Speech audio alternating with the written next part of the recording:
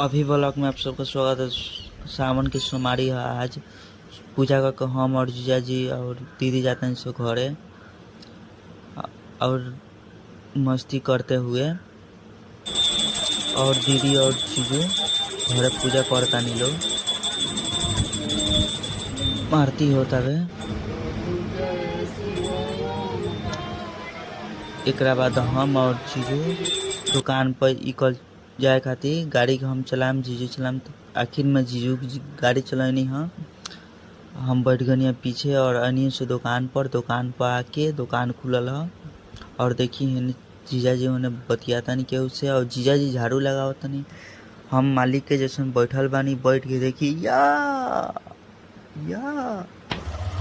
और फिर निकल गनी से सिवान में देखने से लड़का लोग रोड क्रॉस करता लो बच्चा लोग ढेर से करल बच्चा के बोल बम गरनी है।